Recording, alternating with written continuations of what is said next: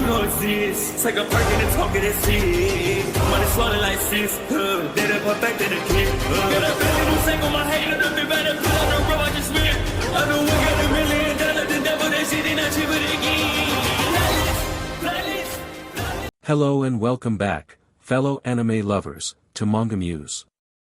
I am delighted to have you join us once again in the world of fanfiction and fantasy. This is the first part of, What If Naruto Enters Hyperdimension Neptunia? Special note, this fanfic is written and a masterpiece of Hussbek on FANFICTIONnet. Do check and support the author too. Now smash the like, share and subscribe button for more. Also press the bell icon so that you never miss such great parts. Thanks for the introduction. Now let's dive into the world. Sun has risen over the Hidden Leaf Village and Naruto sat up in his bed with a drowsy look on his face as he stretched his arms and yawned loudly. He took off his favorite nightcap and pajamas before heading into the bathroom and taking a nice hot bath to fully rouse himself from his sleepiness before putting on his orange jumpsuit, though he kept the jacket unzipped for the black t-shirt underneath to be exposed and his green goggles on his forehead. Hopefully when I become a ninja and go to other villages while on missions, I'll be able to get some cooler clothes over there even if they don't have that much orange. Anyways, time for some breakfast. Naruto went to the kitchen and helped himself to a couple cups of instant ramen, potato chips, buttered toast, fruits, and some juice. He was about to drink expired milk, but past experiences taught him to always check for expiry dates, which he did, saving himself from a bad case of diarrhea. Oh yeah. I wonder if the game's finished installing yet. Naruto tossed the disposable containers into the bin and walked into his room to check on the status of the installation in the handheld. Only a couple more hours left, huh? Guess I can while the time over at the Ninja Academy. He placed it back on the table and packed any necessity before locking the door and heading for the destination. Along the way, Naruto could see the many looks of contempt which he had been subjected to from his younger days and couldn't help but feel angered at times. What has he done that would draw such looks towards him?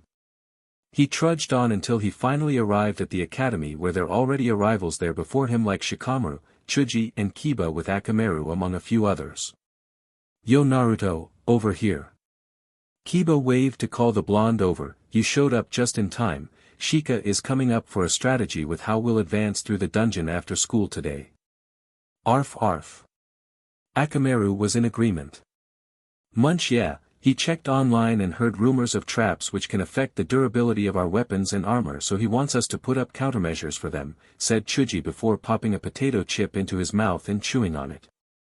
Naruto began to rub the back with a sheepish look on his face. Well, you see, the thing is that I won't be able to join you guys in the dungeon today. Say what? What's that supposed to mean? Asked a flabbergasted Kiba. Last night, I received an installation package of a new video game by some game masters who chose me to be the first to try. I didn't want to pass up a chance like this and I started the installation since last night. Just a couple more hours and it'll be ready for playing, Naruto explained. How troublesome. Guess it's either we postpone the dungeon crawling or continue on without you, said Shikamaru with a yawn. Sorry about this, guys. It's okay, Naruto, it's not every day that one gets to be selected to be a beta player for a new game, said Chuji. Dude's right, I gotta admit that I'm a bit jealous that you get that chance. Then again, you've always been lucky, said Kiba. Akamaru barked in agreement with his MSTR. Gee, thanks guys, you're the best, said Naruto happily. Humph, what are you losers talking about? The group turned round to see a guy with black hair and a smug demeanor with a flock of fangirls ogling at him from behind. This was none other than Sasuke Uchiha, the prodigy of the class and all-around pain in the neck. It's none of your business, team, said Naruto angrily. Like I actually, bet it's about something pathetic just like all of you dobes, Sasuke sneered at them. Shut it, Sasuke, and back off. Kiba stood next to Naruto with a growl shared with Akamaru. Hey, you can't talk to Sasuke that way. Ino yelled. Yeah, you guys are nothing to him. Sakura was quick to follow with the remaining fangirls yelling in agreement, stroking the Uchiha's ego. HN, you're right, I don't need to know after since it would have been a complete waste of my time, Sasuke walked away with his head raised high like a strutting peacock while the fangirls fangirled all over him. Growling, "What a JRK. And I don't see what those girls like so much about him or why you like one of them when all she does is hit even if you didn't anything wrong," said Kiba. "It's not like that, Sakura-chan just wasn't in a good mood at those times," Naruto protested. "Stop being so troublesome and face the fact that she doesn't like you that way she likes Sasuke, better find someone with a better personality and treats you with respect," said Shikamaru actually looking serious for once. But Chuji cut the blonde off. "Shikamaru's right, Naruto. We're your friends and personally, we don't like how she and most of those girls treat you. We keep trying to get you to look for a nicer girl, but your head was too high up in the clouds. I'm with these two, even I don't see her to be a suitable girlfriend for myself or anyone except Sasuke," said Kiba. Naruto had his head down, he just didn't have anything more to say against their statements. Deep inside, he had to admit that he was losing affection for the Pinkette because of her constantly putting him down and hurting him both physically and emotionally. He recalls how angry the guys and Irika become whenever she does that and openly disapproves of it. But the question is, who else would he find and like? He didn't feel anything for most of the girls as they're all ogling at the duck as, there's a girl who acts weirdly around him but never treats him rudely and doesn't go after Sasuke, which is a surprise for him to say the least. "Hoa, this will take some time," Naruto muttered. "We understand, just take care of yourself," said Chuji. It was at that moment when Irika entered the classroom and everyone went to their seats for the classes to begin. It was a couple hours of theory before they were taken out to the fields for long-range training, which as usual has Sasuke being the top with Naruto and his friends trying to keep up with him. Next was taijutsu training with the blonde getting paired up with Sasuke again and losing. Shikamaru and Chuji were paired up but both redrew, not wanting to hurt the other, and Kiba was paired with a regular and won rather easily. It was soon break time. Naruto watched Kiba played a monster battle game which he was familiar with and gave tips on where to find a certain A-ranked monster and how to capture it. Chuji was playing a cooking game on his handheld, and Shikamaru played a Tetris game at max speed with a bored expression. Sometimes they wonder what would happen if he ever has a drive with such high IQ. Soon school was over and everyone was leaving for their homes.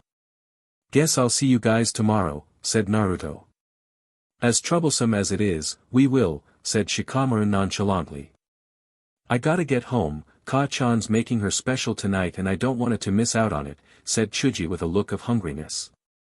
"Be sure to record a video of your gameplay so we can check it out tomorrow, okay?" said Kiba. "Sure thing, I can't wait to play it myself." "See you later," said Naruto. Then he bid them farewell and made his way to his apartment after 13 bowls of ramen from Ichiraku's. He opened the door to his room and placed his stuff in the closet and took out a can of orange soda to drink. Now to play that new game, he walked into his room and plopped himself on the bed and picked up the handheld to see that the game had successfully installed and was just waiting to be played. "Alright then, time to get my game on." He started up the game and suddenly the screen went black and then sentences began appearing for him to read. This is a journey unlike any has ever heard or ever experienced. The very fabric of the world hinges on one's skills and decisions. Beware for the moment that you press the start button, you will undergo a journey of no return till the very end. The choice is yours. Naruto an eyebrow as he read the message. What's with this ominous and yet cliché message? Kinda reminds me of those games that I used to play and they certainly meant those messages too. I'm pretty sure I'm ready for whatever this game has yet to throw at me. After all, I'm Naruto Uzumaki, the future ninja and Hokage of the Hidden Leaf Village. He pressed the start button and for a brief moment Naruto saw some sort of icon being a symbol depicting a line partially within a broken circle which was glowing, then faded away as a white swirling vortex began to materialize and grow larger with a loud whooshing sound which was too real for Naruto to shrug as he dropped the handheld and scrambled backwards in fear. What the heck is going on here? Is this part of the game? The handheld levitated in the air and pointed its screen at Naruto as the vortex actually emerged from it and there was a powerful vacuuming force. Naruto felt himself getting pulled towards the vortex and quickly grabbed onto the bedpost to avoid getting sucked in but felt his grip beginning to weaken. I'm not ready for something like this. Wahawaho, he finally lost his grip to the bed post and was sucked into the vortex with the handheld itself disappearing in a flash of light. Ugh! Naruto let out a groan as he slowly opened his eyes and blinked them a few times to clear them before realizing that he was sprawled out on the ground and it was broad daylight when it was supposed to be nighttime in the Hidden Leaf Village. He stood up from the ground and looked around to find himself in the middle of a clearing and surrounded by tall trees, but the odd thing are that he also seeing holographic screens floating about and parts of the trees have bits of metallic materials. Where am I? The last thing I remember was Naruto was rubbing the back of his head in confusion when he a certain oddity, he's wearing gloves. Naruto looked at himself and noticed that there are a lot of things changed about himself. He is wearing a hoodie which is colored black, with silver pauldron-like additions to his sleeves and white lining. His undershirt is a navy blue with a red patch in the center. His pants, similar to chaps, are colored black on the outside, and a navy blue on the inside, lined with silver-white edging. Yellow straps crisscross around his pants, held together with a black belt. The pants feature red pockets with a black cross over them. His gloves are colored black on the outside and white on the inside with a yellow line running around them. He also wears large black-yellow shoes with silver soles, a zipper running across the top, and black straps holding them together with buckles here and there, and think of Sora's Kingdom Hearts 2 normal outfit. As much as I dig the clothes despite the lack of orange, I'm concerned about where I am, Naruto muttered to himself. Well, it's about time that you woke up, a voice suddenly, causing Naruto to yelp in surprise and look around for the source of it. Who's there and where are you? Asked Naruto, getting ready to engage any possible hostiles. Over here, on your right arm. Naruto turned towards said appendage to see some sort of electronic gauntlet and refer to Transer on Mega Man Star Force. The top part flipped itself open to reveal two screens, with one the lid and the other on the bottom being a touch screen. A beam of light shot out from the bottom screen and took on the form a red fox with long rabbit-like ears and a large bushy tail. Who are you? Asked Naruto confusedly. The name's K9, and I'll be your navigator throughout your time here in this world, said the fox avatar. Navigator, what's that supposed to mean? It means that I'm going to be giving hints and tips as you progress through this world. World? What do you mean by that? The last thing I remember is, Naruto trailed as he recalled what happened before waking up here. It looks like you've realized what's going on now, said K9. I got sucked into the game, how do I get out? You already know the answer to that. After all, what does a gamer do when he starts up a game? He finishes it. Anything else I should be aware about? Yeah, getting killed in the game leads to a permanent game over. Naruto deadpanned at that. Why did I bother asking that? Who knows? Now let's get you up to speed with a tutorial run before finding a city or something. K9 dispersed into pixels and phased into the electronic bracelet. Alright then, I'm heading out. Naruto looked around for a route and proceeded to run in a chosen direction. He dashed through the forest and couldn't help but admire the scenery around him along the way. He came before a ledge elevated a couple meters above him, then K9 materialized with a smirk on his face. Now see if your ninja skills is just as good as your gaming skills. Try jumping up to the ledge, said K9. Naruto smirked back. I'll show you what I can do. He approached the ledge and crouched slightly before jumping high into the air and landing on top of it. There were more elevated ledges ahead of the blonde, so he took to ascending with ease as he was getting the kinks out from his body. He stopped before a ledge which was too high for him to simply jump to the top. K9 materialized once more. Alright, you showed me your jumping skills, but how are you going to get past this obstacle? PSH, Irika-sensei taught me that if I can't go the normal way, then an alternate route comes into play. Jump towards an obstacle and run vertically up its side until reaching to grab the upper edge. Such is the swiftness of a shinobi. Naruto took a few steps back, then dashed towards the rock wall and ran up along it before grabbing the ledge and pulling himself up to the top. Like so, he continued with his run until reaching the edge of a large clearing. He was about to move on when K9 called out to him. Hey Naruto, before going any further, check out your stats for a moment, said K9. My stats? How do I do that? Asked Naruto confusedly. Open the G-pad on your right arm and flip it open, then press the button on the bottom right corner of the touchscreen. Naruto did just that, and a holographic screen was projected before him and he could see 3D model of himself. Next to it were his stats, which are his hit points HP, strength STR, intelligence int, agility agi, luck, skill points SP, vitality vit, mentality men, technique tech, and movement MOV. So far Naruto's HP, STR, agi, MOV and vitality are higher than the others, but his int, SP, men and tech are rather low with his luck at. As you can see, this is your overall status. You can only improve these by gaining EXP from training, defeating enemies among other things in order to level up, or equipping yourself with items, said K9. Yeah, and speaking of equipment, I wonder what weapons I got on myself right now.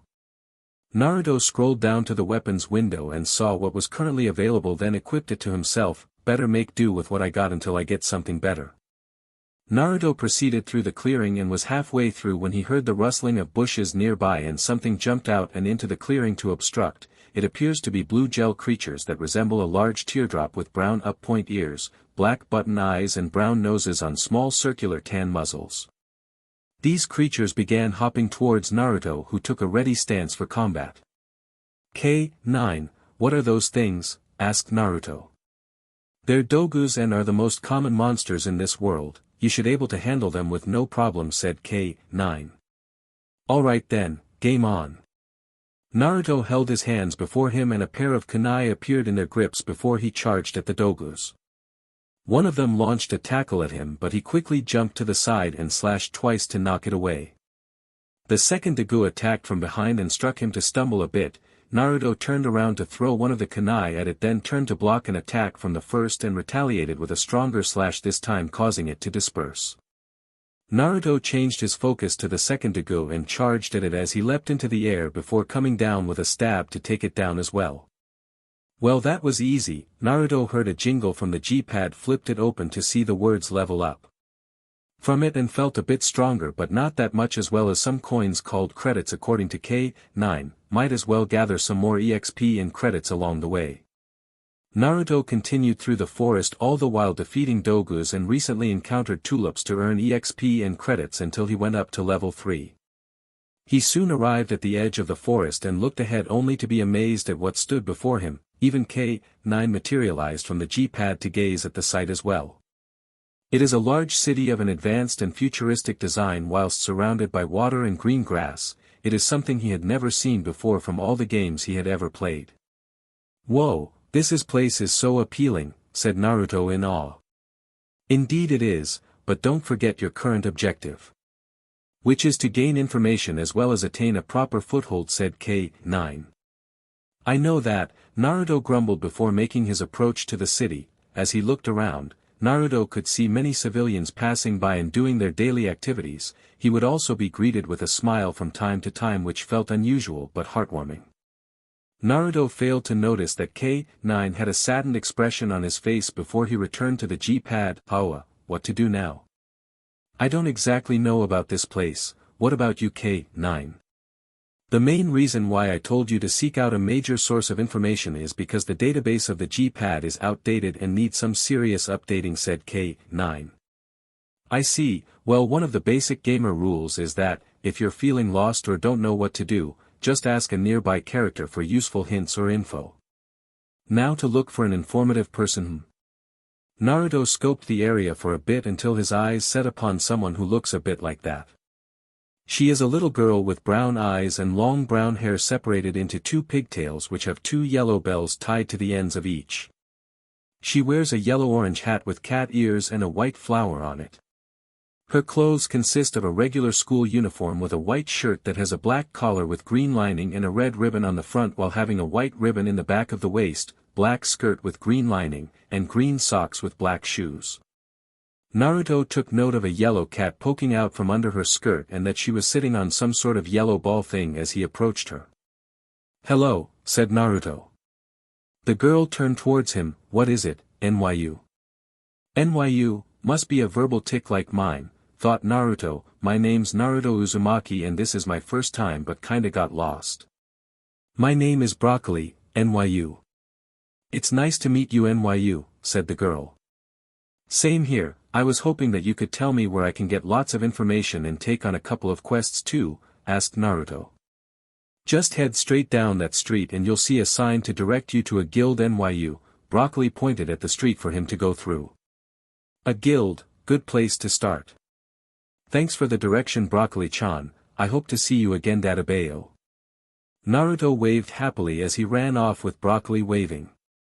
Bye-bye NYU, said Broccoli with a smile then looked thoughtful. He said Databayo at the end of his sentence. What does Databayo mean? Meanwhile, Naruto followed Broccoli's instruction and followed the signs on the road until he arrived at a tall building where he saw several people coming in and out of it while bearing weapons and armor. That was more than enough to tell him that he was at the right place and went inside. Within the guild he saw numerous holographic screens which he could guess bore quests of various ranks, but first and foremost is that he needs information. So Naruto walked up to the reception desk where a female receptionist smiled upon seeing him approach. Why hello there and welcome, how may I help you? Asked the receptionist politely. Hi, I'm looking for information as it's my first time here in the city and my G-pad is outdated, said Naruto. Very well then, I'll require your ID chip to register you into the guild and update your database. ID chip?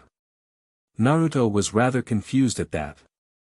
Hold out your right arm and I'll do the rest, said K9. Naruto held out the arm for something to slide out of a slot from the G-pad and he pulled it out to reveal some sort memory stick which is about as long as his pinky finger before he handed it over to the receptionist.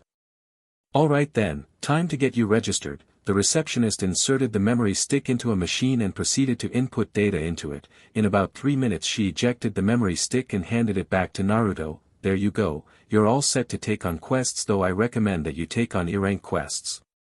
Thank you very much. Naruto walked away to sit on a nearby bench and inserted the memory stick and inserted it back into the G-pad before flipping it open to see a loading bar on the top filling up quickly and a new operating system is in place. How's it looking? All systems go and we're now in business. K9 popped out with a look of satisfaction. Good to know, so can you tell about this world now? Asked Naruto. From the information in the database, we're in a world called Gamindustry which is protected by 4 goddesses known as CPU. However, a war began amongst them for who would be the best to rule the world. These consecutive battles were called the console wars and eventually under these goddesses, 4 nations were formed. Leanbox is a nation protected by the CPU Green Heart in the southern region, Lastation is watched over by CPU Black Heart in the eastern region, Loi is the nation in the northern region ruled by CPU White Heart, and finally there's Plankton which we're currently on being ruled by CPU Purple Heart in the western region, said K9. Whoa, so this world has goddesses, huh? So where are they now? Asked Naruto, completely interested in the history.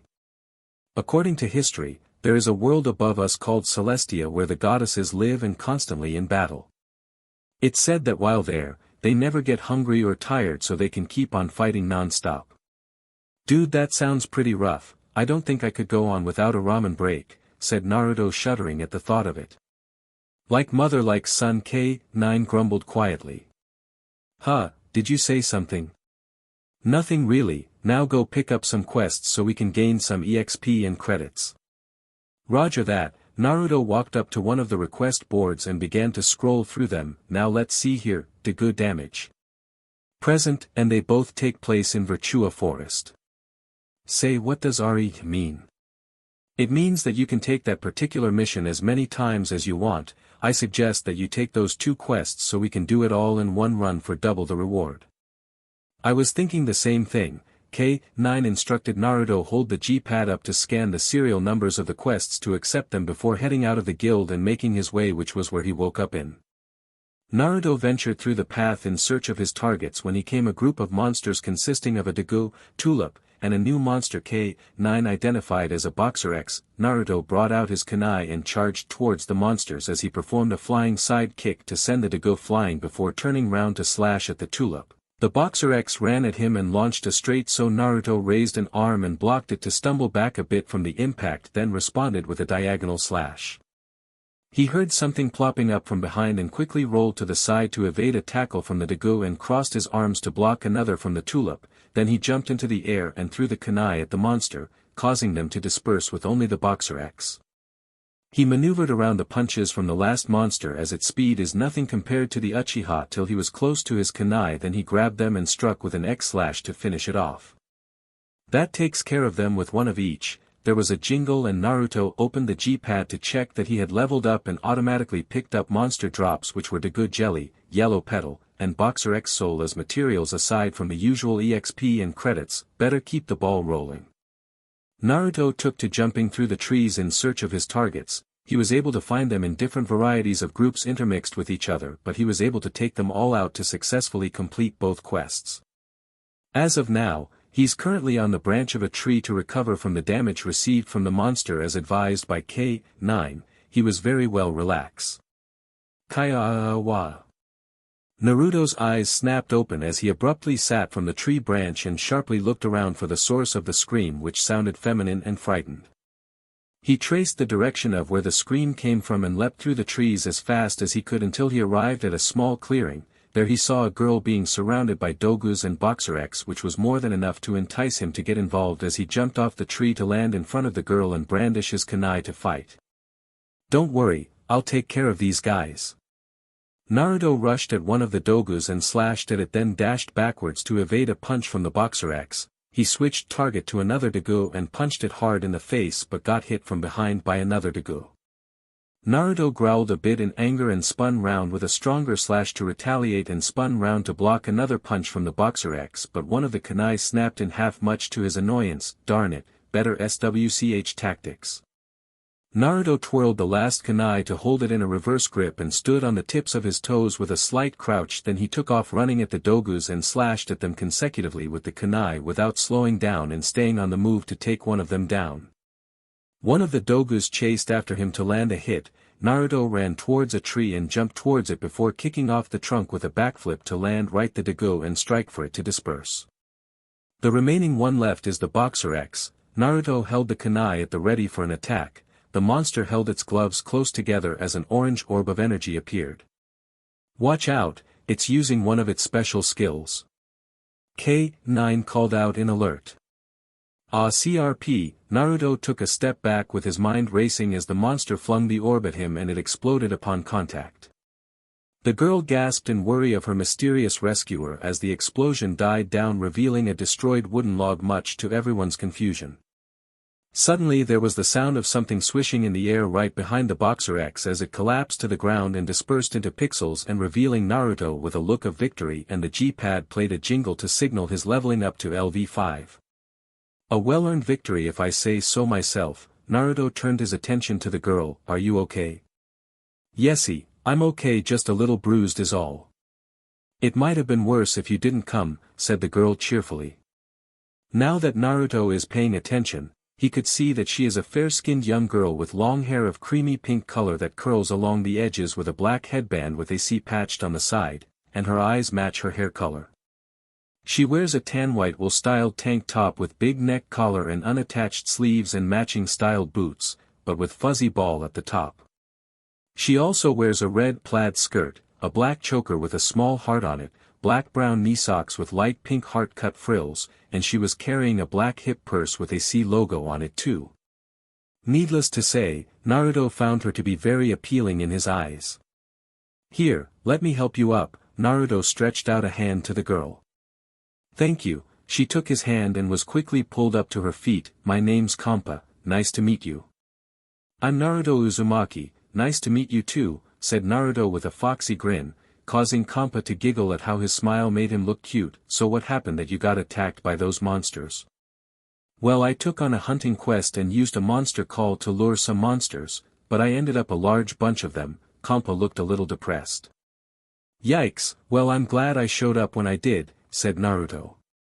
"Yup, me too. It would have been a total game over for me," said Kampa cheerfully. "She's so nice, unlike Sakura," thought Naruto. "So will you be okay?" "I'm not so sure, I used up all of my SP and items during the fight. I'll go home to recover and try again tomorrow," said Kampa thoughtfully. "How about I escort you back to the city? It would be much safer that way," Naruto offered. "That's very nice of you, Naruto, thanks again." Kampa beamed her gratitude. Naruto rubbed the back of his head in a sheepish manner. It's nothing really, now let's get going. He led the way through the forest with Kampa following him close. What he didn't know was that K9 had recorded a video without them being aware for potential blackmail. Along the way, Kampa decided to strike up a conversation. So what were you doing out here? Asked Kampa. I was on 2 hunting quests and had completed them before I heard you scream and came to help you out. What about you? Said Naruto. I was on a quest to get some good jelly, but then that happened.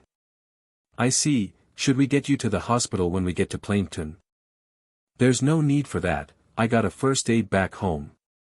After all, I am a nurse in training. You too. I'm also a ninja in training, and I plan to be the very best in my village, said Naruto determinedly. Then let's do our best, Naruto-kun, said Kampa with gusto. You said it, Kampa-chan. Naruto gave her a thumbs up. Unknown to them, there was a small blue orb of light which was floating behind the trees and appeared to be following them, or to be more exact, the blonde ninja trainee. Apparently it first saw him when he was battling the Dago before leaving the Virtua forest and came back later to hunt for monsters. When the incident with the girl, it took note of how the boy immediately sprang into action without a second thought and was quite taken at that. The floating orb stopped at the edge of the forest and watched them leave and plotted to wait for his return and its next decision.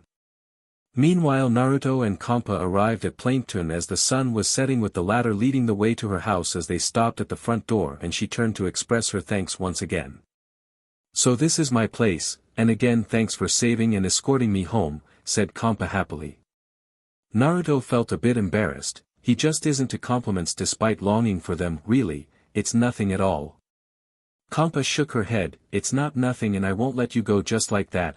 Wait here. She went inside, then about 5 minutes later came back with a small plastic container in hand. Here, I want you to have this. Naruto was about to refuse when K9 cut him off. Take it already. It would be rude to a girl to refuse it, and you know that too well. Naruto let out a sigh before smiling. Okay, I'll take it. Kampa smiled happily and handed it over to the blonde. Great, and I was also hoping that we could meet up tomorrow so that we complete my quest together. Sure, I don't really mind. Alright then, I'll see you tomorrow. Bye, Naruto-kun. Kampa waved as Naruto waved back and left. Since it's getting late, might as well find an inn to rest for tonight and report in on my quests tomorrow to receive my reward, said Naruto. I've already made a route to the inn, so simply follow the map on the G-pad, said K9. Naruto followed the directions until arriving at the destination and entering to speak to the receptionist for a room and paying 200 credits for a night stay. Then he went to his assigned room and took a bath before checking on the container which Kampa gave to him, and found it to be pudding, which was absolutely delicious to the taste. Never has he tasted a dish of such delicacy aside from Ichiraku's, especially since it's a girl's homemade meal. Not bad for a first day, said Naruto as he laid back on the bed.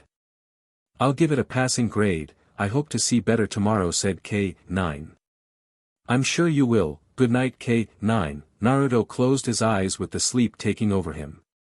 K9 smiled, then whispered good night, Naruto. Then the G-pad went into sleep mode, with both resting for whatever will occur tomorrow. Naruto opened his eyes halfway and sat up on the bed as he let out a loud yawn before shuffling to the edge and rubbing his eyes to shake off any traces of sleepiness. He heard beeping and turned to see the G-pad which he had placed on the cabinet next to the bed flip open, and K9 materialized to speak with him. It's about time that you woke up, Kit, said K9 with a huff. Good morning to you too. I was just going to take a shower before dressing up to head over to the guild and report in on the quests, said Naruto with a quirked eyebrow. Let's not forget that you need to meet with Kampa as well, plus you two didn't exactly agree on a specified time of meeting. You got a point. Better hustle. Naruto quickly went to the bathroom and took a quick bath, then went to on his clothes and strapped the G-pad onto his wrist. Alright, let's go. He left the inn and made his way to the guild, then entered it to approach the receptionist behind the counter. Good morning, and how may I help you? Asked the receptionist politely. Good morning, I would like to report in on my quests which I completed yesterday, said Naruto.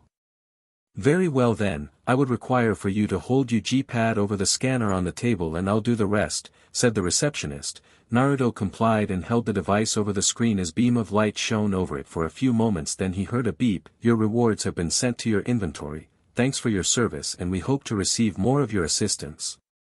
Naruto nodded in affirmation and went to sit down on a nearby bench before operating the G-pad to check out the inventory on what he has gotten, with K9 appearing to hover over his shoulder. So far he has received 500 credits from each quest to total 1000 credits along with an AGI booster and 3 plump dogus. He took note of the materials which he had been picking up along the way and was sure that they would come in handy. Hey Kit. K9 suddenly spoke up. Naruto turned towards the floating navigator. What is it? Listen, if you want to get stronger and attain knowledge then you need to frequent the BBS. The BBS. The bulletin board system is one of the best places for you to acquire hints and tips from adventurers of the guild from their missions, which will help you prepare for missions of your own or searching for items that can bolster your strength, K9 explained. Of course, I can't believe I forgot about that. Then again, Shikamaru was always the one to go there and relay the info to us. Better check it out for now. Naruto operated the G-pad to access the guild's BBS and proceeded to read through the messages. He was looking through the next message about status effects and their countermeasures when someone called out to him again, and it wasn't K9. Naruto-kun. He looked up to see Kampa approaching him while waving happily. Naruto got to meet her halfway. Good morning. Good morning to you too, Kampa-chan, said Naruto with a smile. Hope I didn't keep you waiting too long. No you didn't, I came a bit early to give reports know my quests from yesterday and collect the rewards. Then he remembered something, and I want to say thanks for the pudding, it was really delicious. Kampa smiled brightly. You're welcome, I'm glad you enjoyed it. She's so nice and looks cute too, thought Naruto with a small tinge of pink. K9 took note and smirked. So are we all set for Virtua Forest? Yes indeedy, all ready to go. Kampa playfully saluted, getting the blonde to chuckle. Alright then, we're off.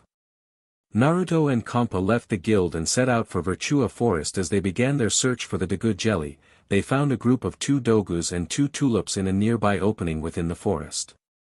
Naruto took out a pair of kunai as he purchased a couple from a shop before they left Plankton. However, his eyes bulged out and jaws dropped at what he saw Kampa take out from her bag. Kampa-chan, what's with the giant syringe? Asked Naruto nervously. Oh, this? I use it to fight the monsters during my quests, said Kampa innocently. Oh I see, Naruto's sweat dropped at the sight of it. Better hope that you don't get sick if you don't that thing anywhere near your skin. K9 was just as nervous at the sight of the weapon. Alright then, let's go. Naruto rushed towards the group of monsters and targeted one of the dogus first and slashed it a couple of times with his kunai before lashing out with a side kick before backing away. One of the tulips was about to attack from behind when it got attacked from behind by Kampa with her syringe several times. Then she punched it as hard as she could, but one of the dagus seized the opportunity to headbutt her from the side. Naruto saw her in trouble and threw one of his kunai for it to strike in between them as he rushed at the monster and attacked whilst altering between punches and slashes to take it down. The tulips target the blonde and struck at him from 2 different directions. Naruto was quick to dodge the first attack but got blindsided from the side and was knocked to the ground. Naruto rolled back to his feet with a frown. Tch, lucky shot. He rushed at the tulip and performed an sliding kick to knock it back and pick up the kunai on the ground to retake his combat stance. Let me help, Naruto-kun. Kampa formed a white energy orb in her hands, then tossed it towards Naruto as it fused with his body and he felt himself being healed to a certain extent. Thanks Kampa-chan. Naruto lunged at the last dagu with a jumping roundhouse kick and slashed twice with his kunai to finish it off, while Kampa went after the remaining tulip and struck it a couple of times with her syringe before it disappeared in pixels. She looked around a bit before finding some dagu jelly and placed it into a jar which she had brought along. That's 1 so far, how many more do we need to get? I managed to get 1 yesterday and this makes 2 with only 3 more for us to collect, said Kampa. Well, let's pick up the pace. Naruto patted the dust off his clothes and was about to take a step when he suddenly looked to the right towards the trees. What's the matter, Naruto-kun? Asked Kampa curiously. Naruto looked at the trees for a little longer before turning away to respond to the pinkette. I thought I saw something over there, must be my imagination. Okay, I'm sure we can find some more dogus if we go deeper into the forest, said Kampa. Alright, let's go.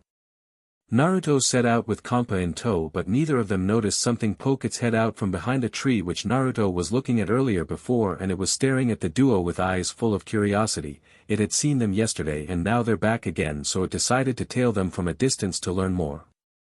The duo continued their trekking through the forest and seeking out monsters to take down along the way. Naruto is often the one to take on most of the enemies, with Kampa providing support and healing whenever his health reduces, as they gained a few level ups along the way, but what seems to annoy him is the fact that his kunai keeps on breaking during the battles. Kurama pointed out that they are of low quality.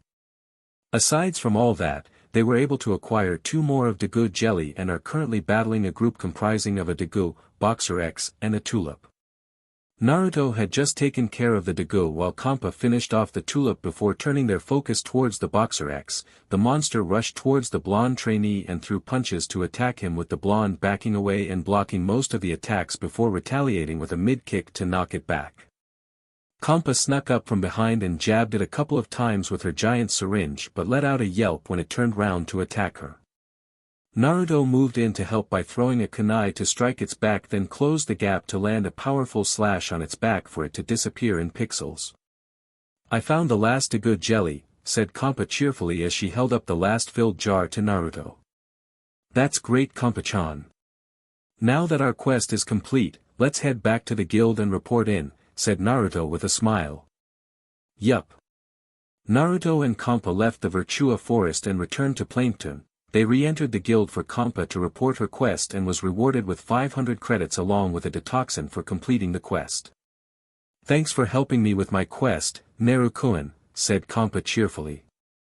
Naruto rubbed the back of his head while blushing a bit from the nickname she has given to him. Ah shucks, it was no biggie. Well, it's a biggie to me. How about I invite you for dinner at my place later today? It's the least I can do to thank you for this, said Kampa. Sure, I would like to, said Naruto happily. If her homemade pudding was delicious, then her cooking would be to die for. I'll be sure to come over once I'm done for the day. Kampa beamed happily. That's great, I hope to see you then. She bid him farewell before leaving the guild with Naruto watching her. K9 emerged from the G-pad with a smirk on his face.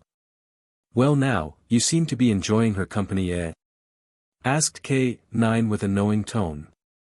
Well, she's very nice and we just met yesterday too. Naruto snapped back into focus. Anyways, let's take on a couple of quests to get stronger and acquire a couple of credits along the way to while away the time. Sure, it's better than doing nothing right now, said K9 with a shrug before returning to the G-pad. Naruto headed to the request board to take the Dagu damage and present once again, then he headed to the shop to purchase a couple of healing grass for recovery before leaving Plankton and returning to the Virtua forest and began his monster hunt. He encountered several groups of monsters and managed to take them out on his own, but had to make use of the healing grass to recover his health after the battles. He also found materials during his trek through the forest such as herbs, night moon grass, and a strange item called RPG, which K9 identifies as an idea chip that Naruto thinks to check the BBS later for further information. So far he has taken down 3 dogus and 2 tulips, with only a couple more to hunt before both quests are complete. Alright then, take down the rest of these monsters and I'm good to go, said Naruto as he looked through his stats on the G-pad, but I kinda confused that I haven't learnt any new skills so far despite my leveling up. The ones I have is my transformation jutsu and replacement jutsu on my skill list. I'm still analyzing the state of your body. So far it doesn't exactly follow a single quota in terms of basic learn set. It could require a certain aspect or someone to tutor you to acquire a skill, said K9. In other words, you really have a firm idea on how I can get a skill. Naruto let out a sigh. This sucks. No doubt that I'll run into stronger enemies in the future and I need an edge on them or I'll be in for an early game over. We're still starting out and I'm not done analyzing your body yet, said K9. I guess you're right, I'll just keep leveling up to increase my stats. Naruto was about to resume his hunting when he heard a scream again. Help me, someone help. Naruto instantly took to leaping through the trees as fast as he could in the direction of where the scream came from until he caught sight of a clearing ahead where he could see a group of monster comprising of 3 tulips and 2 dogus which are surrounding what appears to be a gray and yellow spiky ball, and it seems to be shaking. If there's one thing Naruto hates, then it's bullies. He jumped off the tree branch and threw a couple of kunai to hit some of the monsters before diving at one of the tulips with a fist reared back, then hitting it with a powerful haymaker punch. Naruto rolled away to avoid a tackle attack from a dagu behind him and picked up the kunai from the ground, then dashed at a dagu to slash it several times when a tulip struck him from behind, only to puff into smoke and reveal wooden log with Naruto appearing behind it and slashed strongly with the kunai to inflict critical damage and take it down. 1 down and 4 more to go, Naruto muttered to himself. 2 of the dogus hopped towards him for a double attack and he somersaulted over to land behind them before striking both rapidly to take them down, but one of the kunai broke again. He growled in annoyance at this but turned towards the remaining tulips. This just keeps getting better and better. He ran towards the monsters and threw the last kunai to hit one of the tulips before performing a jumping roundhouse kick to knock the other one away. Naruto turned his attention to the one near him and punched it rapidly before launching an uppercut to send it flying into the air and dispersing into pixels. Naruto turned to face the last tulip, which appeared to be unsure of itself, and smirked, a bit late to start regretting mate. He quickly dashed close and slashed at it rapidly before launching a roundhouse kick to send it flying and burst into pixels. Well, that takes care of those bullies and I get to complete my quests at the same time. Naruto patted the dust off his clothes, then checked his G-pad for confirmation. Now to check on the spiky ball behind me. Be sure to keep your guard up, Kit, said K9. Naruto nodded in affirmation and carefully approached the still quivering spiky ball, then called out to it, "It's okay now, those bullying monsters are gone now." It stopped quivering and a voice spoke out from it. "Are you sure?" A male childlike voice spoke. "Yup, they won't hurt you anymore." The spiky ball gradually uncurled itself to reveal its full appearance.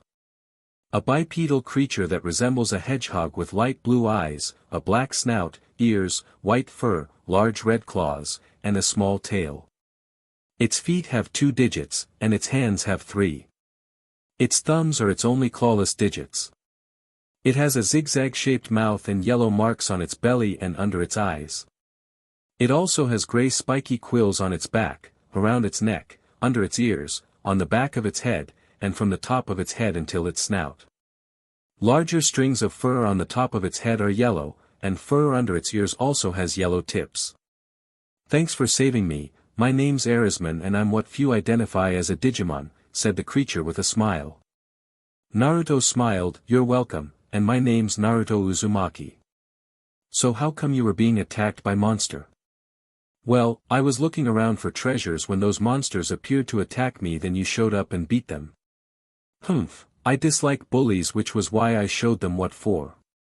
"But they won't bully anyone else, that's for sure." Naruto stretched a hand out to pet Arisman's head, which he seemed to enjoy a lot. "Well, I guess I better get going since I've completed my quests and all. I'll see you later." He got up to leave and Arisman panicked a bit as he didn't want his new friend to leave so soon. W8.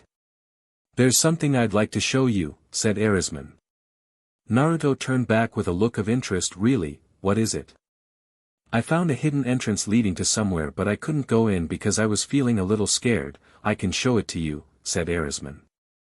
It sounds interesting. What do you think?" K9, the Vulpine navigator appeared, which surprised Arisman a bit. "Well, you don't exactly have anything doing after reporting the quest. I say let's go for it as long as it isn't dangerous," said K9. "Alright then, lead the way, Arisman," said Naruto. "Right." Arisman nodded happily before walking in a selected direction with Naruto following after him. The duo ventured through the forest and made sure to avoid the monsters in the area for now. Naruto noticed that Arisman looked tired from all the walking and so picked him up to place him on his head. The spiky Digimon was surprised at first but came to like it as the boy's hair was actually warm along with being soft and fluffy despite its spikiness, which almost lulled him to sleep, but he snapped back into focus and continued directing Naruto through the forest until he suddenly spoke up, "There it is." Naruto looked at where Arisman was pointing and saw what appears to green thick foliage in between 2 tall trees. he approached the foliage to reveal a tunnel and he couldn't help but feel that there's something weird about it which affirms Erisman's reasons for hesitating to enter. "I'm guess that this is the place you're talking about?" asked Naruto. Erisman nodded in affirmation, "Yes, and I bet that there's treasure to be found in there." "I guess so, I'll go in and check things while you wait out here just in case the place is dangerous." Naruto picked Erisman off his hair and placed him on the ground with the Digimon looking a little sad but then worried. "Are you sure you will be okay?" "I'll be fine, I'm training to be a top-notch ninja and a darn good gamer so I should be able to handle anything." Naruto petted Erisman's head again before entering the tunnel with Erisman looking on nervously. Naruto walked through the tunnel very cautiously whilst looking out for any hidden traps ahead or behind him. He's played enough games of the adventure genre and pranks to know that he must expect anything to occur around him in places like this. The tunnel got darker as he advanced until he finally arrived at the end where cavern expanded into a wide circular room with a spot of sunlight shining through a hole in the ceiling down towards a large mound of earth where Naruto saw a pair of twin single-edged swords which appear rusted and were stabbed to the ground blade first in a crisscross position.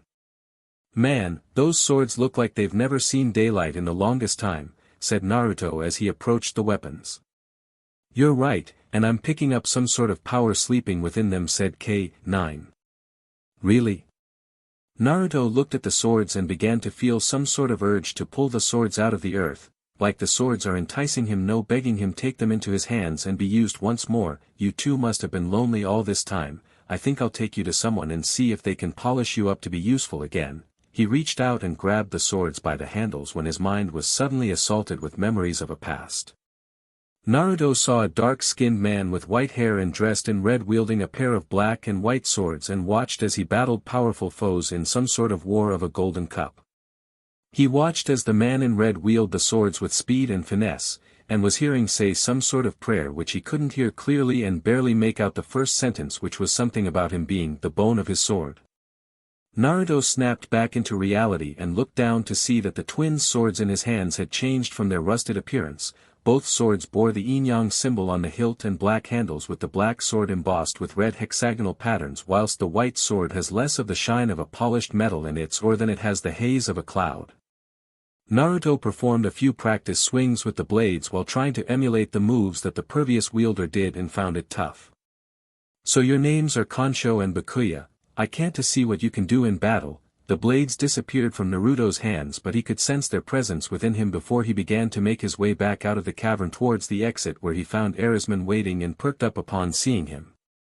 "You're back, did you find any treasure?" asked Erisman curiously. "Sort of, I found a pair of powerful swords and they got rather attached to me." "Thanks for telling about this place," said Naruto with a smile. "It was nothing really." Erisman blushed from being thanked. Can I ask for something?" What is it?" Can I come with you?" asked Erisman, much to Naruto's surprise. Naruto was taken aback from the sudden request. "Why? Don't you have friends to hang out with?" "Not really, I had a friend before but he suddenly disappeared and I couldn't find him anywhere." "I don't have any other friends either." Erisman looked down in sadness. Then he felt a hand on his head and looked up to see Naruto smiling at him. "You can come along with me if you want, I don't mind being your friend," said Naruto fondly. Erisman was surprised at first, then happily jumped to hug Naruto's face. "Thank you very much." "No biggie HM." Naruto heard beeping from his G-pad and flipped it open to see that there are 2 new notifications, which he tapped to view them. Battle Pet feature unlocked. New skills acquired. What's all this about?" asked Naruto confusedly. K9 appeared and proceeded to explain. "Apparently, your befriending Erisman has unlocked a feature which enables him to fight alongside you in battle or lend support when in a dungeon. The skills were rather transferred to you from the 2 swords, perhaps utilizing them more in battles will unlock more moves for you to access." "Sweet. This must be my lucky day," said Naruto happily before picking Erisman up and placing him on his hair again. "I'm totally going to try them out." He began leap along the tree branches with the spiky Digimon holding to avoid falling off. Soon he found a small group comprising of 3 dogus. "Perfect, you hang back and watch while I take them on." "Okay Naruto, please be careful," said Erisman. Naruto landed on the ground, which caught the attention of the monsters, then held his hands out as there was a flash of white and black light before fading to reveal the twin swords. "Here I come." He dashed at one of the dogus first and slashed with twice the speed of when he would use a kunai, then lashed out with an elbow strike to take it out. Naruto crossed the blades together to block a tackle from the other dogu and pushed it back away from him, then triggered on of his new skills, Charger. Both blades emitted an aura of their signature colors as he dashed towards the dogu and unleashed a combo of blinding fast slashes with aura trailing behind the blades before ending the attack with a double overhead strike to cleave through it and disperse into pixels. Naruto turned towards his next target and saw that the dogu was a bit far from him and triggered his next skill, Blade Raid. He threw Kansho first to hit the dogu before returning to him like a boomerang and threw Bakuya right before catching it to strike next. He continued this combo several times before catching both blades and throwing them simultaneously to finish it off. Man, what a rush! Naruto looked at the swords in hand. "You two are really something to behold. I can definitely go the distance like this." The blades disappeared as he turned to see Arisman approach with a look of wonder. "That was amazing, Naruto. I never knew you could fight like that," said Arisman. "Me neither, can't deny that I like it though," said Naruto. "It's to be expected that the swords may have boosted your stats after equipping them. Anyways, we need to get out of here and back to Plankton to report in on the quests, plus it's getting late," said K9. "You got a point there. Let's go, Arisman. There's someone I'm sure you would like to meet," said Naruto. "Okay." Arisman climbed up and plopped himself onto Naruto's hair before they set out for the city. The duo returned to Plankton with Naruto reporting to the guild for the completion of the quests and received the rewards from them before leaving. He checked out the BBS about the idea chip he found and learnt that combining it with a blank disc then equipping it would grant him an ability, and the right combination would result in Godly Game, which grants an additional ability. Arisman was looking around with curiosity since it is his first time in a city and the scenery around him was quite interesting. "Here we are." Naruto stopped at the door of Kampa's home, then he rang the doorbell. "Does your friend live here?" asked Arisman. "Yup, and she's super nice too. Maybe even more than me," the blonde ninja trainee readily admitted. They heard footsteps and the door opened to reveal Kampa behind it. "Hi Kampa-chan." "Hello Naruto-kun, and who's your little friend with you?" asked Kampa cheerfully. "This is my new buddy Arisman. We met in Virtua Forest during my quests and I saved him from a bunch of bullying monsters, then he wanted to be with me," said Naruto. Arisman waved shyly. "Hello. Well, my name's Kampa. It's nice to meet you too, Arisman," said Kampa, making the Digimon feel less shy. "Come on in, no need to keep you waiting outside." Naruto and Arisman were escorted into the room with the former taking note of the decor, which is pretty much themed on pink. He wasn't too surprised about that. There were many dolls laying around and shivered at the sight of her giant syringe propped up against the wall, then went to sit on a sofa far from it with Arisman hopping off his head to sit next to him. Kampa came out of the kitchen with a tray of tea and snacks before sitting on the other sofa. "So how did your day go after our quest together?" asked Kampa curiously. "Well, aside from taking on a few solo quests and saving Arisman, I also came across a pair of swords hidden in a cave thanks to Arisman telling me about it," said Naruto while Arisman was snacking on a cookie with a look of enjoyment. "Wow, can you tell me more about it?" Naruto proceeded to talk about what happened when he went to pick up the twin swords and the visions which flowed through his mind about the man in red. Then he spoke of how strong the blades were when he fought the monsters before returning to the city to give his report on the quests. He gave Arisman a short tour of the city through the places he's familiar with before coming to her place. "And that's how most of my day went," said Naruto cheerfully.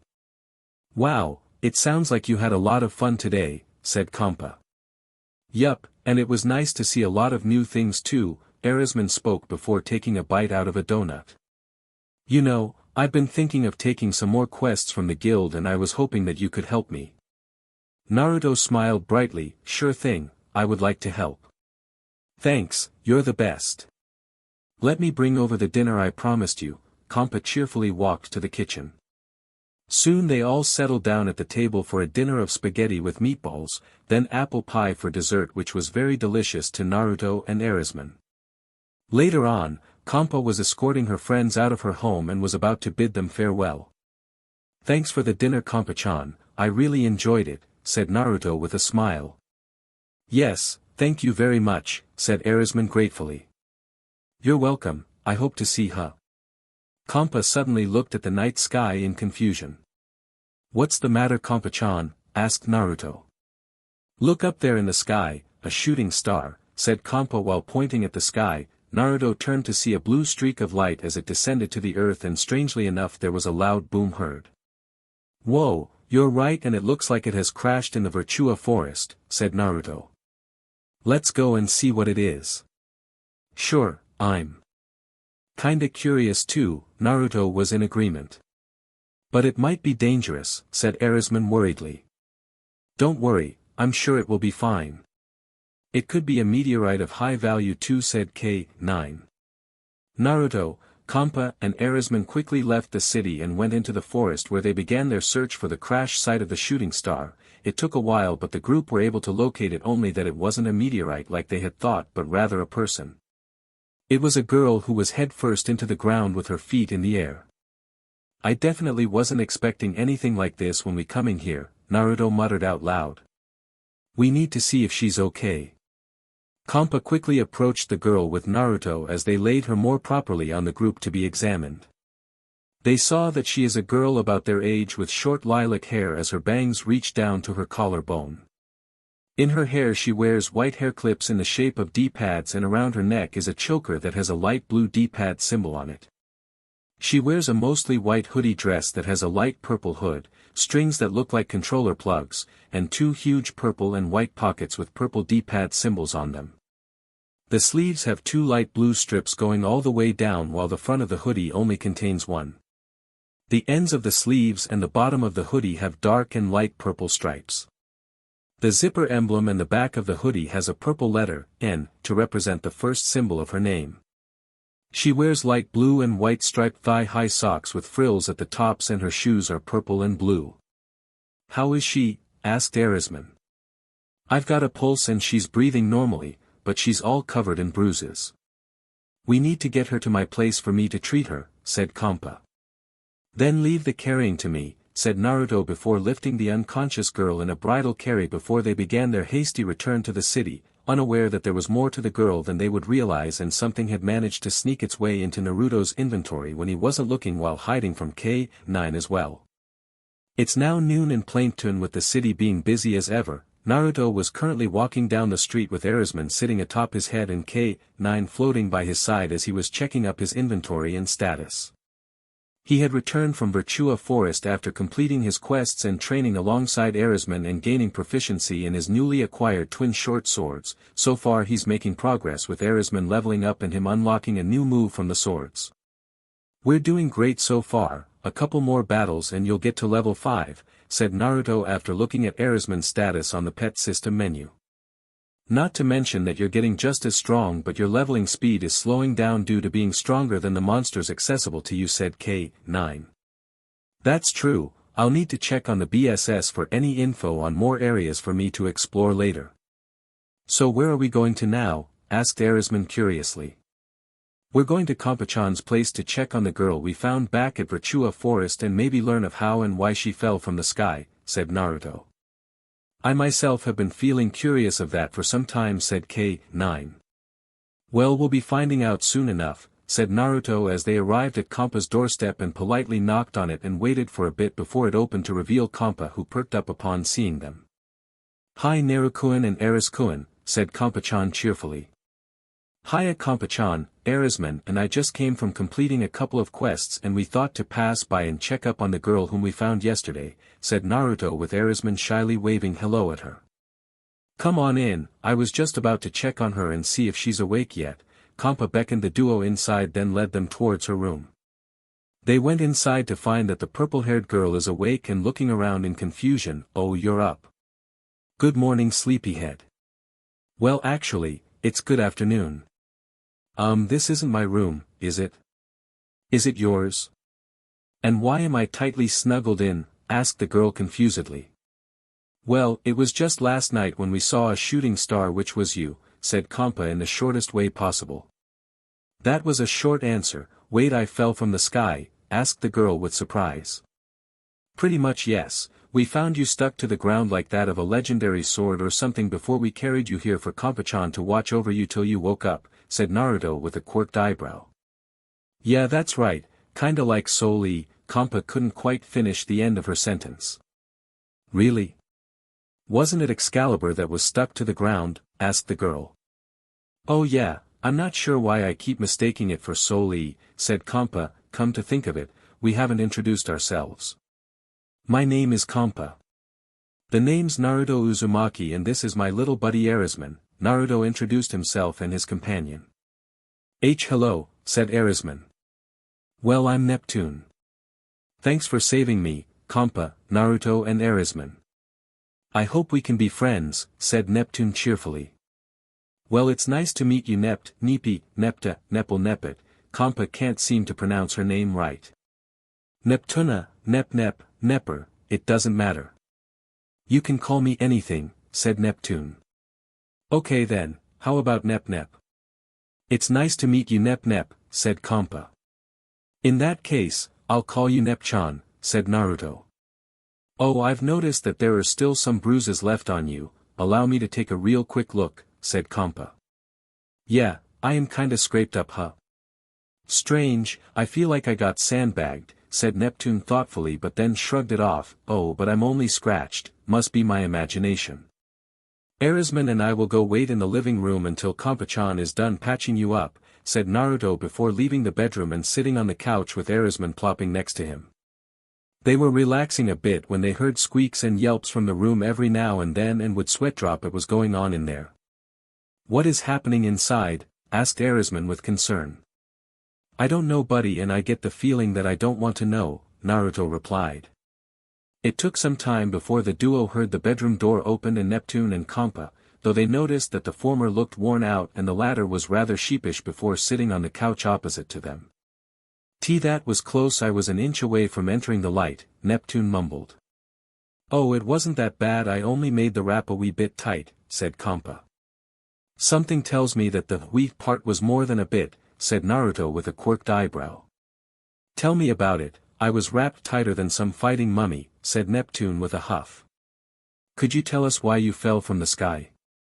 It was really something unusual, asked Arisman. Neptune became very confused as she attempted to answer the question. I don't know, I don't remember anything before coming here. Everyone were surprised at that and slowly came to one possible conclusion, with Kampa being more audible about it. Nep, you must be suffering from amnesia. No doubt from when you crashed to the ground head first, said Naruto with a small frown. Really? I guess so, said Neptune nonchalantly. I'd like to help, but I don't have a cure for amnesia, said Kampa sadly. Oh, don't worry yourself about it Kampa, no need to get yourself down over it. She's right Kampa-chan, plus there's yet to be a cure for amnesia besides finding someone who knows. Nep-chan to help her remember, said Naruto with a smile to cheer the pinkette up, which seems to be working. That's right, and I've been feeling kinda hungry since I woke up. Do you have any food I could eat? Asked Neptune. Food? Well, I don't have much right now, how about some pudding? Asked Kampa. Naruto and Arisman began fidgeting at that. Pudding? What's a pudding? Asked Neptune confusedly. Naruto was rather flabbergasted at that. What do you mean by that? Don't tell you lost your memory about food too.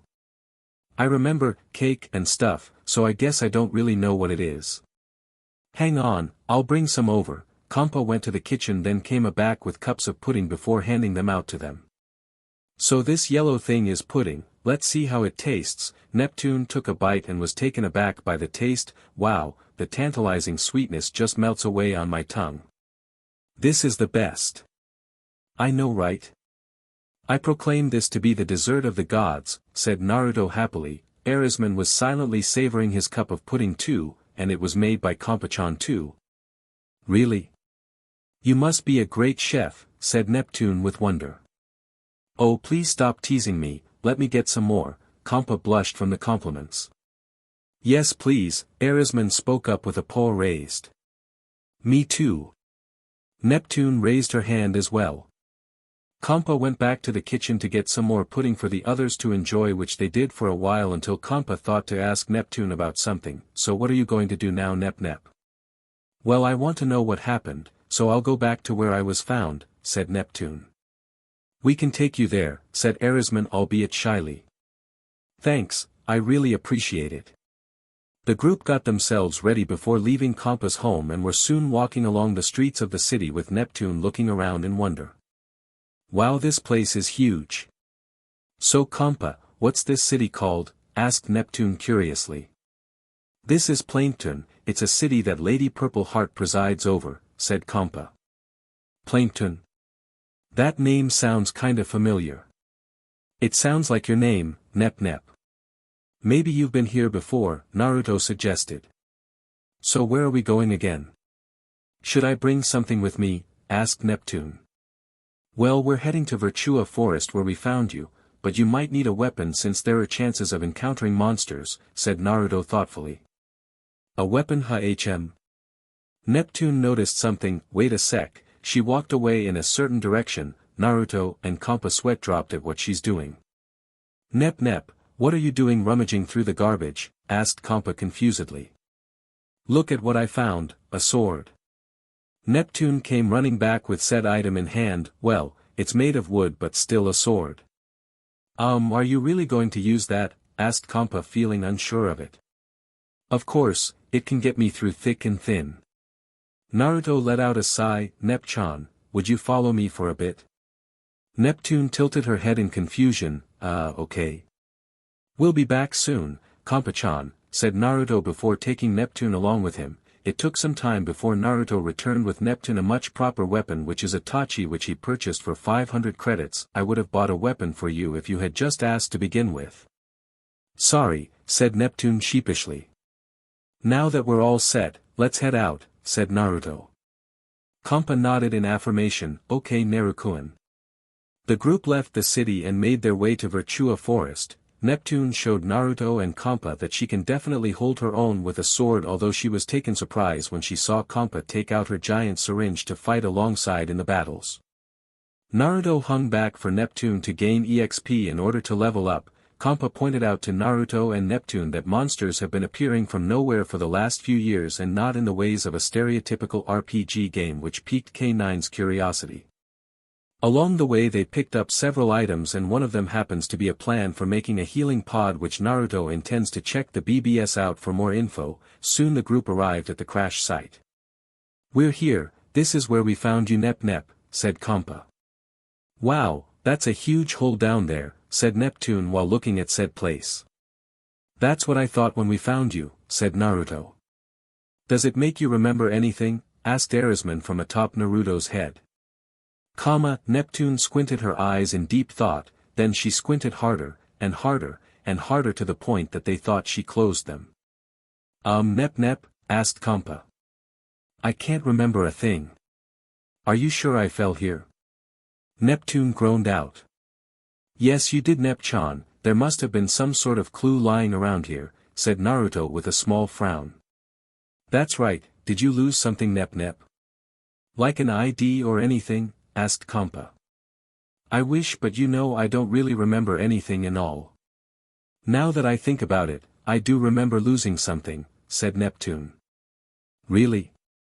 What did you lose? Asked Erisman expectantly. Well, it's rather obvious. Obvious?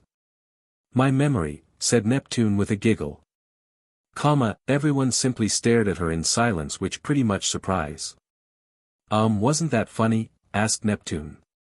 Nep, I don't think now is the time to be funny, said Kampa. Wait, what?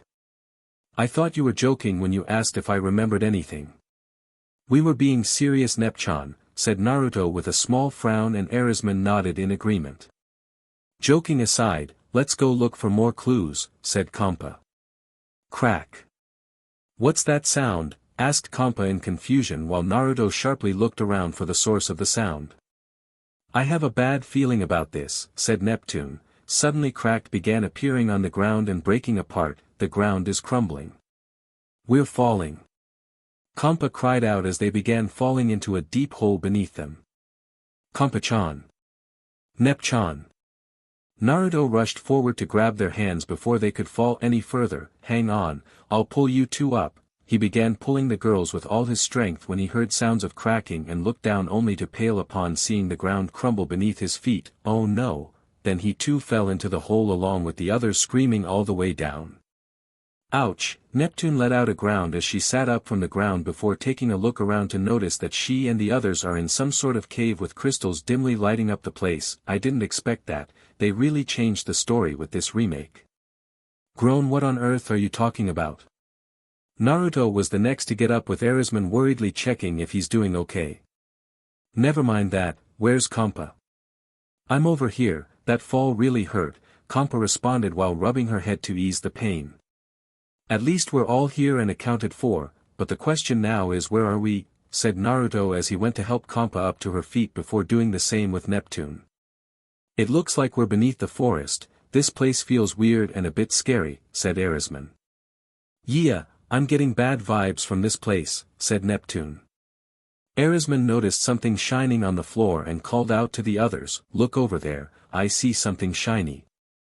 Naruto went over to pick up what appears to be a piece of some sort of relic. What do you suppose this is? I can't seem to identify it, said K9 with a frown. Kampa shook her head, I don't know, I've never seen anything like this before. I know. It must be a metal to change into items with a king somewhere, said Neptune excitedly. Maybe so, we can take it back to the guild for someone to identify it, said Naruto with a shrug. Roar. There was a loud roar which took everyone by surprise. Arisman dove into Naruto's hood with a whimper. What? Where's that event flag-inducing growl coming from? Asked Neptune. I don't know, but it's obviously not friendly, so get ready. Naruto summoned Kansho and Bakuya into his hands and looked around for the potential enemy. Nerukuin. Nep Nep. There's a huge monster over there. Kampa cried out. They all turned to see the monster, which appears to have the lower body of a tarantula and the upper body of humanoid as it wields a large sword with the design of a key. The monster roared loudly before grabbing hold of Kampa and holding her up in the air. Yikes, help me. Kampa-chan. Get your filthy hands off her. Naruto shouted in anger. Oh no, Kampa is being censored and censored, said Neptune in worry. None of that is happening, Nep-chan. Now help me save Kampa-chan. Naruto turned his focus towards the monster and threw the short swords like boomerangs, but it raised its sword to deflect the blades before swinging it towards Naruto, who quickly rolled out of the way before catching the swords. Leave her alone, you meanie. Lightning fur. Arisman charged his quills up with electricity before firing them as needle-like projectiles to hit the monster, but it didn't seem to have much of an effect. The monster swung its sword at Arisman, but Naruto quickly scooped him up and jumped out of the way and threw Kansho to hit it in the head before catching the blade in its return. Darn, I'm not even denting that thing. Naruto growled in annoyance. Apparently it is on a higher level than you at the moment, said K9 from within the G-pad. My turn. Neptune rushed at the monster and struck it hard with her tachi. No effect. Naruto and Neptune was surprised to see that, with the latter complaining, what the who just commented on my attack. Then a female voice spoke up from out of nowhere, surprising them further. I am sorry, I didn't want to surprise you. But I couldn't help myself. I've heard this voice somewhere before. Have we met? Asked Neptune confusedly. I am Histoire, I thought I explained this when I was in your dream, Neptune, said the voice now identified as Histoire. Oh yeah, Ms. Heavenly Voice from my dream. Wait, that was real. Nep-chan, would you mind lending a hand here please? Naruto before jumping away from a sword swing by the monster when he attempted to get to Kampa with Arisman trying to distract it. Oh right. I need to help Kampa. Ms. Heavenly Voice, can you help? Asked Neptune. No, but if you use your hard drive divinity, things should be okay, said Histoire. Hard drive what? I've lost my memory, so can you please take it step by step? I see, so that was why the conversation was all over the last time. Hey, anytime now. Naruto called out while looking over his shoulder. You idiot, don't look away from your opponent. K9 yelled out. The warning was too late as the monster swung its sword to hit Naruto to send him flying back and tumbling to the ground and inflicting a lot of damage. Naruto. Arisman ran over to check on him. Are you okay? Ugh, that really hurts. Naruto slowly got up with a pained groan. Neru-kun. Kampa called out in worry. Neptune saw what happened and got angry at the monster for hurting her friends. How do I use this hard drive thingy to kick that monster's ass? Well yes, but I'm not sure if you can use it as you are now, said Histoire. Then I'll just have to go beyond the impossible and kick reason to the curb, said Neptune with determination, seeing Naruto get up to fight again, so please lend me a hand to save Neru and Kampa. I'll force run hard drive divinity from you. Are you ready? Asked Histoire. Neptune nodded in affirmation, ready and willing.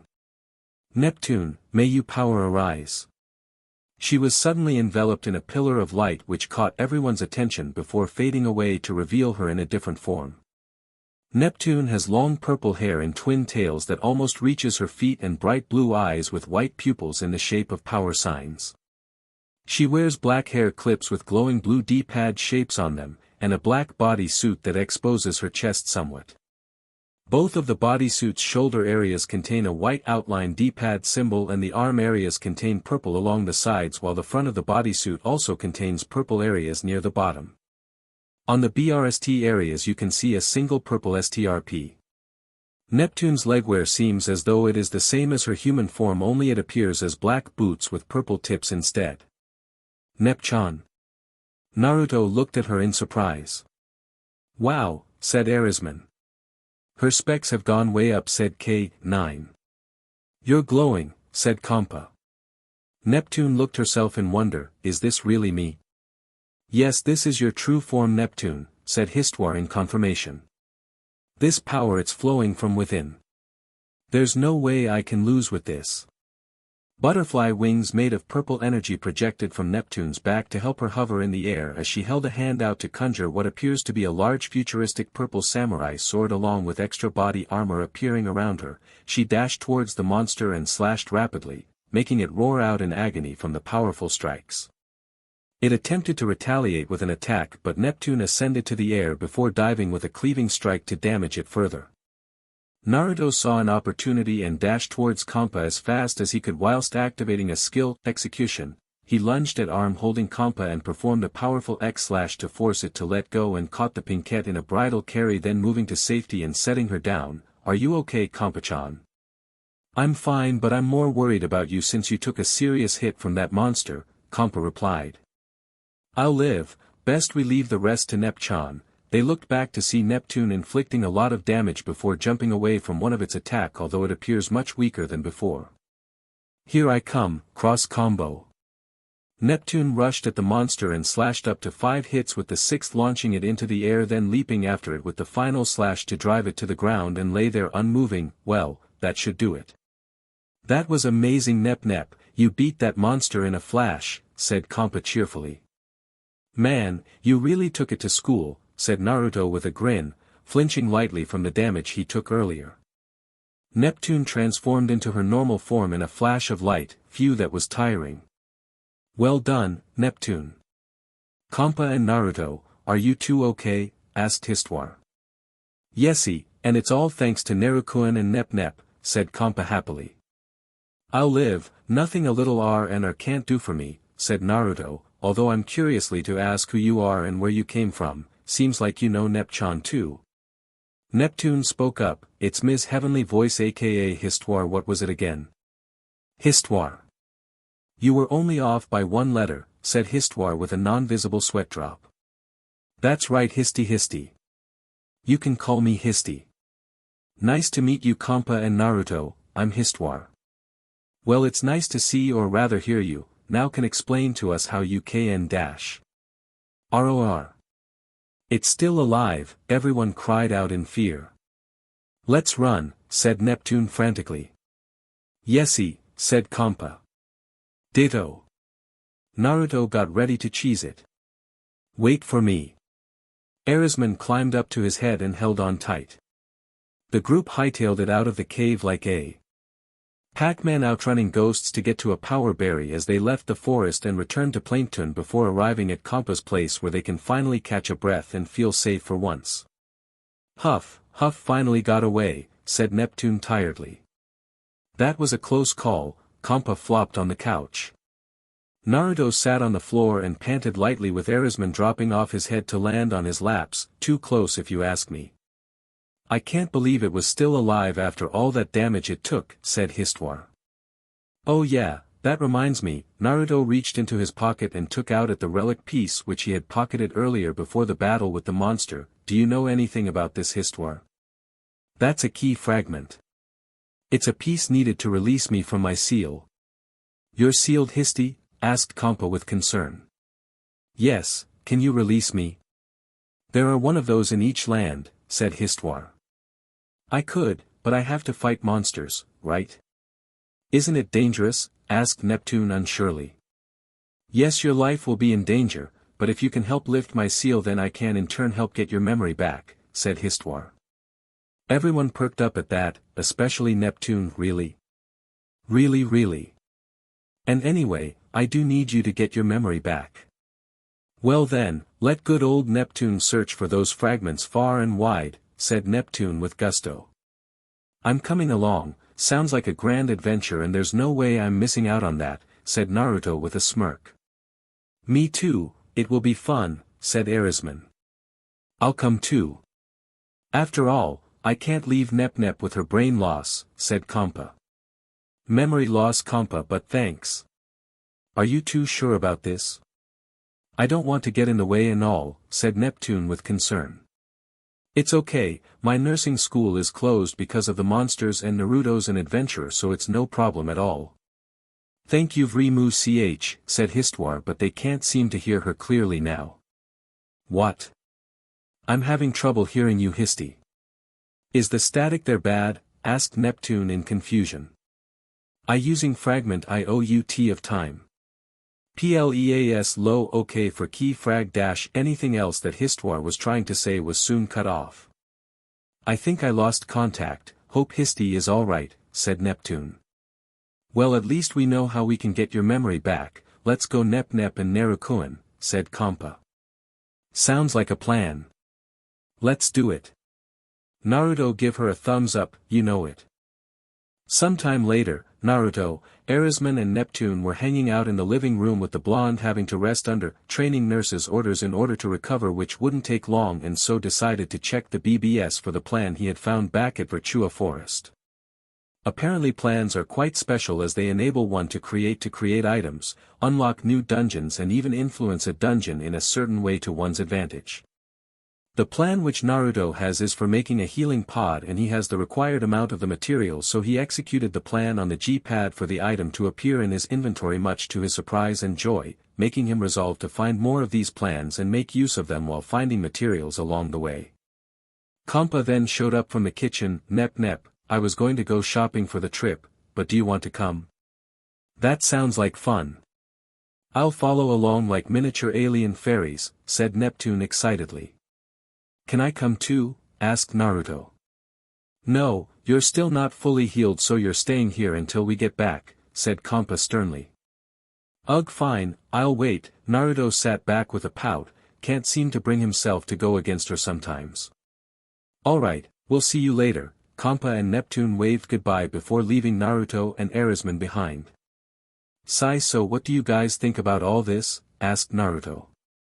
K9 emerged from the G-pad. All I can say is that there will be more than just seeking out these key fragments to freeing this Histoire, best you be prepared for anything.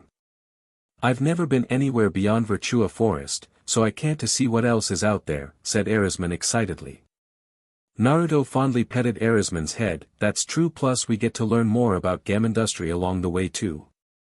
Might as well relax a bit more before heading out to get some info on how to get to the other land so we can search for the key fragments over there. He laid on the couch with Arisman curling up on his stomach as they took a short nap. They were woken up later by the sound of the door opening with Kompa and Neptune coming inside. Up and at Naru, we're going on an expedition, said Neptune. Expedition? What do you mean? Asked Naruto. Nep and I have taken a quest to check out a cave for monsters, said Kompa. Cave, you mean the one we fought the monster in? That's the one, so get on your feet and let's get moving. Neptune grabbed Naruto's arm and pulled him off the couch, then began shoving him towards the door. Alright, let's just hope that monster isn't around anymore, said Naruto. Me too, Arisman hopped to his head. The group set out for the monster cave and went through the point where they had come from during their escape from the monster earlier before. So what exactly are we supposed to do? Asked Naruto curiously. Neptune looked confused at the question. Compa, what are we supposed to do here? Nep, you didn't read the fine print, did you? Asked Compa with a sweat drop. Oh come on, nobody reads the fine print. Never have, never will, said Neptune lightly. So we're basically going in blind, said Naruto with a groan. I guess we'll just have to check out for the monsters and what they're doing, said Compa. Do you think we'll run into that monster from before? Asked Arisman worriedly. A lot of people came here already, so I'm sure it went away, said Compa. Let's hope so, I'm not really in the mood to run into it again, said Naruto. Ditto. Neptune was in agreement despite having beaten it before. They ventured inside and encountered newer and stronger monsters along the way before taking them down and acquiring several monster drops like blue ribbons and pixel antennas along the way. Naruto also managed to find an arcade and shooter idea chips too, though he's yet to find a blank disc for them. All in all, they were making good progress as they advanced further into the cave. It's getting darker the deeper we go, said Neptune a bit nervously. You're right, and it's getting harder to see too, said Naruto. Nep, Naru, where are you? It's so dark. I can't see you too. We're over here, just hold on to me so we won't get separated in the dark, said Naruto. Okay Naru. Naruto felt a part of his jacket being held and knew that Compa is now nearby before moving on. Good idea Naru, there's no telling what could be around here in this scenario, said Neptune. Suddenly she walked into something with a thump and stumbled backwards, but Naruto managed to catch her quickly before she fell. Nep-chan, are you okay? Asked Naruto. Yeah, if you fell into a pit it could have been a game over, said Compa. I'm okay, but I think I walked into something. Be careful since it's so dark, said Neptune. I'll watch it girl. They heard a feminine voice and turned to see who it belongs to. She is a fair-skinned girl with a short physique, with her hair having a pale brown hue and has a length that reaches down near her waist. On her head is a bow which consists of 2 green leaves on the left side of her head. She wears a loose, large, blue coat with silver buttons and trimming that is worn open and looks like it's many sizes too large for her to wear, with the sleeves reaches through her hands. From the shoulder to the elbow level of the sleeves is an orange lightning bolt with white trimming. On each side of the bottom of the sleeves are buttoned-on black cuffs with silver trimming. Her coat also has 2 pockets on each side of the waist, with the lower end of her coat having a brown fur lining. A loose belt strap that holds 9 cell phone holders are attached in the waistline of her coat. In order from the left side of the coat to the right are the colors of the cell phone holders: blue, light blue, green, black, magenta, white, lime green, orange, and light pink. Beneath the open coat, she wears a tank top and a pair of shorts that are black with silver trimming. She wears a black belt with silver trimming and is adorned with a black and silver, diamond-shaped buckle with her name engraved on it, stylized as if.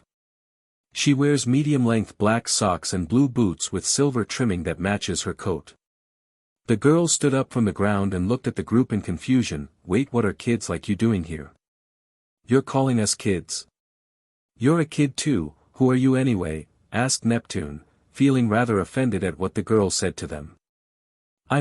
Let's just say that I'm the Wind Walker of Gamindustry, said If proudly. Neptune and Naruto looked at her in silence. If raised an eyebrow at their silence. You're the wild talker of Gamindustry? Asked Neptune confusedly. Wind Walker. I travel the world, making a living with the guild, said If. Enough about me, what are you all doing here? We came for the guild too. Oh, and I'm Neptune, he's Naru and she's Compa, said Neptune, introducing herself and the others. Nice to meet you, I'm Compa, said Compa politely. Same here, the name's Naruto Uzumaki and this little guy on my head is Arisman, said Naruto with a two-finger salute. Hello, Arisman waved a paw in greeting. You've got to be kidding, you three are working for the guild too? Asked If with skepticism. Hey, don't go giving us that look, we're pretty strong, said Naruto. He really doesn't like it when people underestimate him from the get-go. Many gamers did that and ended up paying the price whenever they challenged him. Yeah, we're a super team, said Neptune in agreement. If still wasn't convinced, really? Even with all the monsters roaming around here. Neptune began to feel a sense of dread, something which Naruto and Kampa are also. Nep, that can't be, said Kampa. I get the feeling that it is, said Naruto. Roar. Not again, the trio cried out in worry. What should we do? It must be looking for me, said Neptune. What? You three know what that is? Asked If in surprise. Yes. Nep sandbagged Mr. Monster real good, and Nera helped out too, said Kampa. What should I do? It's got to be looking for revengeance, said Neptune. We got no chance but to take it down, partially our fault for leaving it wounded instead of finishing it off, said Naruto. Neru's right, we need to defeat the monster for the sake of plankton, said Kampa. Hard to believe, but if you can fight then I'll need your help in this, said If. Okay then, I'll go super mode from the beginning, said Neptune. Then she transformed into her other form and summoned the blade to her hand. I'm ready now. If was taken aback at what she's seeing right now. What just happened? Wait, you're huge. Like all over. Surprise. Nep can change and is super powerful when like this, said Kampa cheerfully. Well, now do you believe that I beat this monster once before? Asked Neptune. Do I even have a choice? It's harder not to believe now, said If. Roar. The monster appeared and roared angrily upon recognizing the ones that heard it before. You all better get ready, 'cause here it comes. Naruto summoned Kansho and Bakuya before taking a stance while Arisman stood next to him and tried to look brave with the others getting their weapons ready. So, want to get it on, do you? Well, the feelings are mutual. I'm gonna have to take you down to stop any more casualties, said Neptune. Naruto was the first to launch an attack as he dashed forward and activated a skill, Charger. He darted to the side to evade a swing from the monster's sword before lunging at it to unleash a barrage of slashes before flipping away to avoid its retaliatory strike. Then Neptune swooped in and slashed the monster several times as well before blocking an attack and backing away. If dashed to the monster's side and struck rapidly with her tri-pronged katars before jumping back and activating a skill, Demon Flames. Multiple explosions of flames erupted around the monster before combining to create one large final fiery explosion for maximum damage. Cross combo. Neptune rushed at the monster and slashed up to 5 hits with the 6th launching it into the air, then leaping after it with the final slash to drive it to the ground. The monster roared angrily as it attacked the group once more with Kampa as its target. Naruto quickly positioned himself in front of her with his blades crossed to block and grunted against the impact whilst getting pushed back a bit. Kenzen dive. Arisman jumped over Naruto's shoulder while curling his body up into a spiky ball and charged forth to slam into the monster's face to make it back away from the duo. Thanks Naru, you too Arisman, said Kampa thankfully. Don't mention it, Kampa-chan. Now's our turn, time to try out my newest skill. Trace on. Blue circuits appeared on Naruto's arms from the shoulders to his fingertips, which could even be seen through his clothes, and now, Blade Raid. He proceeded to throw both swords at the monster, then projected copies of the short swords and threw them as well for a volley of bladed projectiles before catching the originals in his hands and retook his stance. Kampa was quick to activate her first aid skill to heal him a bit. I'll finish this, said Neptune upon seeing that the monster is severely weakened as of now. She dashed forward and executed a 4-hit combo and finished it with a cleaving strike to finish the monster off as it disappeared and everyone leveled up from the battle. Well, that was an unfair match, the monster was injured after all. Not really, it had it coming for trying to hurt Kampa-chan before, said Naruto with a shrug. Not bad, I don't think that I could have been able to handle it on my own. Thanks, said If. No problem, we were the ones who let it go in the first place, said Neptune. Still, that's some transformation, you're like a whole different person. Naru and I were surprised the first time we saw it too, said Kampa. Neptune reverted back to her normal form. Phew, I'm beat. Nice fight, you and Naru were totally cool. Naruto rubbed the back of his head sheepishly. Ah shucks, it was nothing really. Oh, stop flattering me, said Neptune bashfully. Hey Iffy, how about joining our party while we're at it? Iffy? Me? Iffy? Asked If confusedly. Yup. If equals Iffy, sounds a lot cuter too, don't you think? Iffy, If smiled a bit at the nickname. Oh, you don't like it? Could it be that you've been teased by kinds with that name? Asked Neptune. No, I was never teased with my name before. You can call me whatever you like. Okay, then I'll call you Iffy too, said Kampa fondly. Me too, it really fits on you Iffy-chan, said Naruto with a foxy grin. So what do you say? Care to join us? Would be great to have a pro like you with us, said Neptune. Well, why not? As they say, the more the merrier, said If. Glad to have you on board Iffy-chan, said Naruto happily. Yeah, I can tell we'll be great friends, said Neptune. If smiled, sure, looking forward to it. The group resumed their trek with If in tow to further explore the cave while taking on any monster which came in their way. They filled If in on what they were doing and why, which she found to be rather random before continuing onwards. They actually got lucky by finding an SP charger and a hunting sword for Neptune, but she chose to stick with the Itachi instead, and Erisman picked up 4 big online idea chips for the group too with his passive ability Treasure Hunter. So alright folks, that's all for today. Stay tuned for part 2. Do subscribe, like and share for more such videos. Also check out the story and author Hussbek on FANFICTIONnet. Press the bell icon to be notified first on release. See you in the next video. Till then, goodbye.